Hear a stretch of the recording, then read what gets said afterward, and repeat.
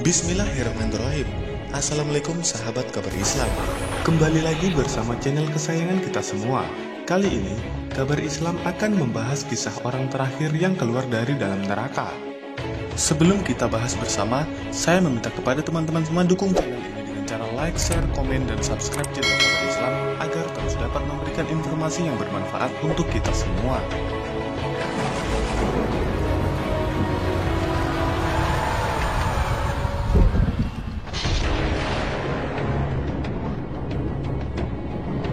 Dari sahabat Abdullah bin Mas'ud radhiyallahu anhu, kisah orang terakhir yang keluar dari dalam neraka. Dia pula orang terakhir yang memasuki surga dengan derajat yang paling rendahnya. Al-Kisah, setelah syirat atau jembatan dipancangkan di atas neraka jahanam, sementara di sisi-sisinya pengait-pengait tajam laksana duri pohon sadan, manusia diperintah untuk menyeberanginya. Terbagilah mereka menjadi 3 golongan besar. Golongan pertama, mereka yang selamat tanpa halangan. Ada yang berjalan secepat kilat, ada yang berjalan sekejap mata, ada yang berlari seperti kuda. Demikianlah mereka berjalan sesuai amalan ketika di dunia. Golongan kedua, mereka yang selamat menyeberangi sirat namun terluka terkena sambaran-sambaran pengait-pengait. Adapun golongan ketiga, mereka adalah orang-orang yang tersungkur ke jurang neraka jahanam dari kalangan orang-orang munafik atau orang kafir yang menampakkan keislamannya, atau kaum muslimin yang lebih berat amalan keburukannya ketimbang kebaikannya. Selang beberapa waktu, orang-orang yang masih memiliki iman dari penghuni neraka dikeluarkan satu persatu, hingga yang paling terakhirnya adalah seorang yang dikisahkan Rasulullah SAW. Hadis Sahih Muslim, Kitab Iman, bab penghuni neraka yang terakhir keluar. Hadis tentang neraka yaitu, sesungguhnya aku mengetahui penduduk neraka yang terakhir keluar darinya dan dia menjadi penduduk surga yang terakhir kali masuk surga, yaitu seorang laki-laki yang keluar dari neraka dalam keadaan merangkak. Lalu Allah berkata kepadanya, "Pergilah dan masuklah surga." Lalu dia mendatanginya. Lalu dihayalkan kepadanya bahwa surga telah penuh. Lalu dia kembali seraya berkata, "Wahai Rabbku, aku mendapatinya telah penuh." Maka Allah berkata kepadanya, "Pergilah, lalu masuklah ke surga, karena kamu mendapatkan seperti dunia dan 10 kali lipat semisalnya, atau kamu mendapatkan 10 kali lipat semisal dunia." Dia berkata, "Apakah engkau mengolok-olokku, atau sedangkan engkau adalah raja?" Perawi berkata, "Sungguh aku melihat Rasulullah tertawa hingga gigi gerahamnya terlihat."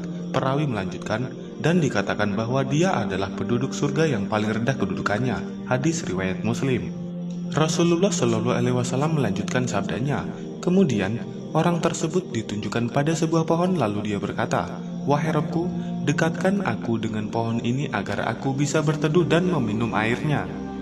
Maka Allah Azza wa Jalla berfirman, "Wahai anak Adam, jika aku kabulkan permintaanmu, mungkin kamu akan meminta lagi yang lain." Orang itu menjawab, "Tidak, wahai Rabbku." Allah Ta'ala lalu mengambil janji darinya untuk tidak meminta yang lain lagi dari Allah. Dan Allah menerima alasan orang itu yang terlihat melihat sesuatu yang ia tidak punya kesabaran.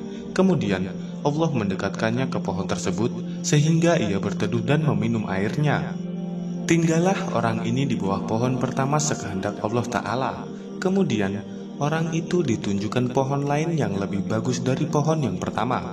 Orang itu berkata, "Wahai Rabbku, dekatkanlah diriku kepada pohon ini agar aku bisa meminum airnya serta berteduh di bawahnya, dan aku tidak akan meminta yang lain lagi."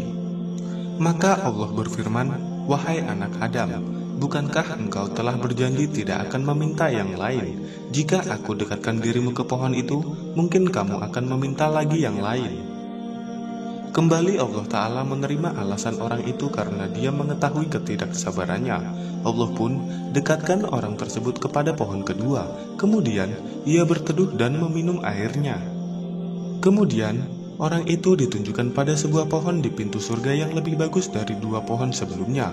Kemudian orang itu berkata, "Wahai Rabbku, dekatkanlah aku kepada pohon itu agar aku bisa berteduh dan meminum airnya.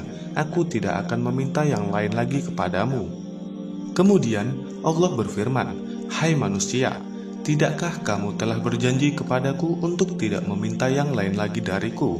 Orang itu menjawab, "Ya wahai Rabbku, Kali ini, saya tidak akan meminta yang lain lagi kepadamu. Allah Ta'ala menerima alasan orang itu karena dia mengetahui ketidaksabarannya. Lalu, Allah Ta'ala mendekatkannya kepada pohon tersebut. Ketika Allah Ta'ala telah mendekatkan orang itu kepada pohon tersebut, ia mendengar suara penghuni jannah. Subhanallah, kenikmatan jannah di depan mata.